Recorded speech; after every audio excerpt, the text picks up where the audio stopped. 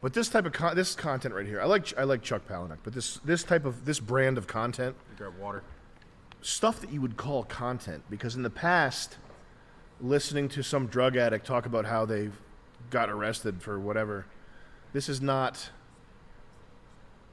content only because there is now a vehicle for there is now a vehicle for the boring scum that you would have scraped off your boot in past eras.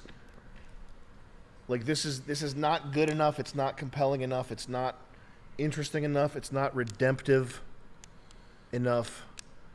It's not anything enough. And this is the best of the best. This is fucking potty training, man. What is this? Have you seen the clown Fucking piss shit, man.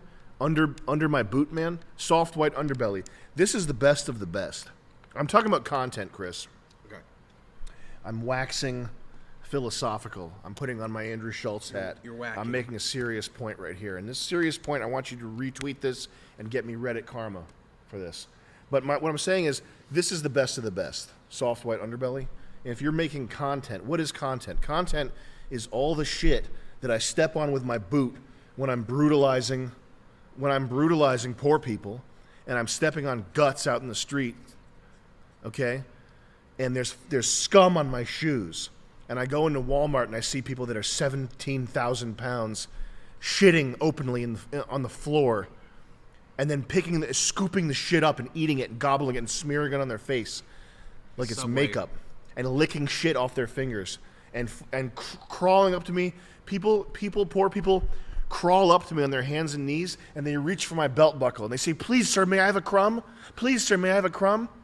And that whole world, that world of death, that world of piss and poo-poo, that world of purple poo-poo, okay? This is stuff that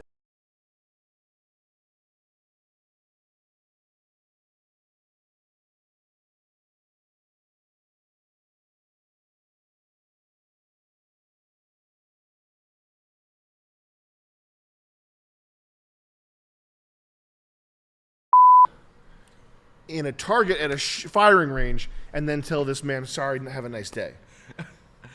Yeah. This guy belongs on the underside of a fucking semi-truck. Roadkill, okay?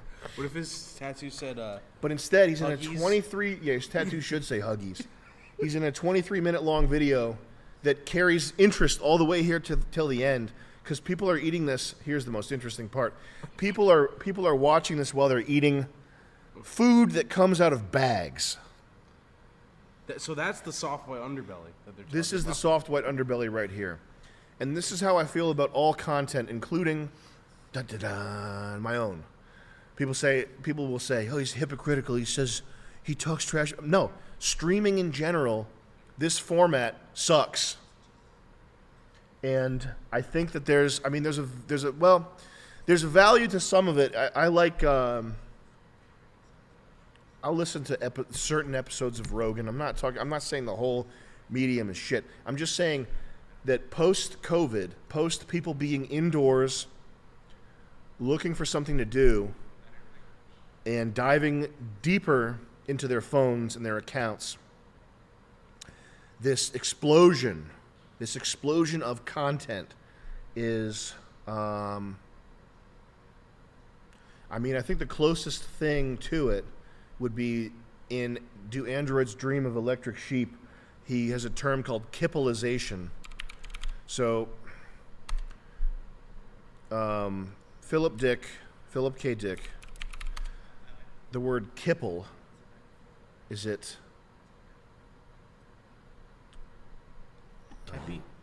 Kipple.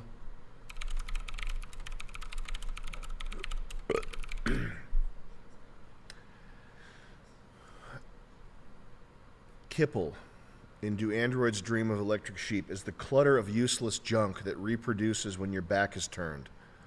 And he has this, the main character, as he's wandering the hallways, investigating this rogue android, I think they live in do they live in a world where global warming is is at such a point that they have to wear personal air conditioning units? He's in some city that's breaking down, and it's like Blade Runner original apartment. JR Blade Runner original JR. Man, what a fantastic book. What a fucking unbelievable book.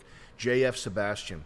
So, in the future, there are these people, they call them like cluck heads or chicken heads, fish heads, something like that. They have a birth defect that makes them, like J.F. Sebastian has like a childlike innocence and lack of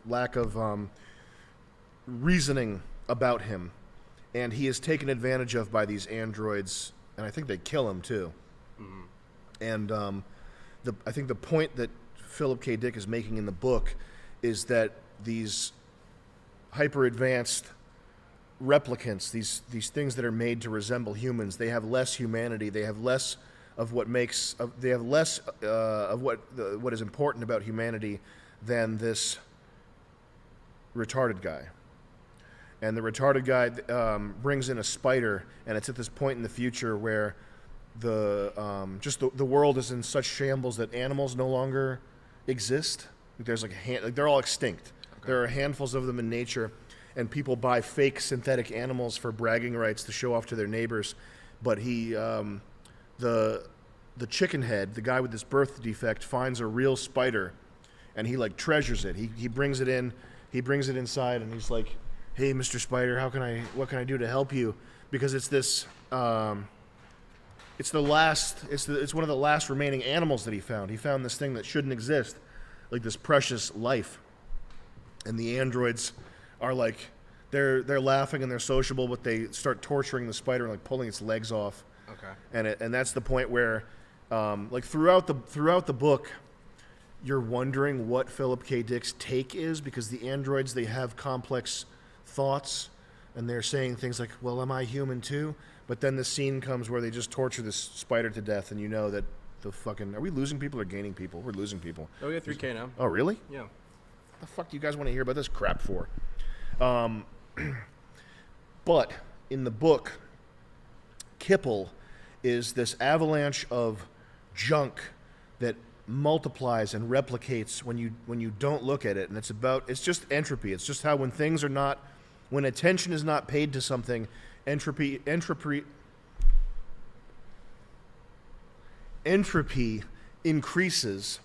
and you just have to constantly be paying attention in order for destruction and disease not to triumph over life. And that's the sense I get when I look at content, is that the way a person would say it with limited understanding they would call it the algorithm, but it's really just the function of advertising driven media, and the democratization of media, meaning you don't have some Harvey Weinstein bigwig deciding what's good. You have Joe Schmo deciding what's good, which in some cases is way worse than hierarchical. You get fucking To the Rescue, Fire Truck to the Rescue, Diaper Man, and he's standing like a little boy. Come on, bro. Ugh. This is such a weird sexual display. Why don't you lose some weight?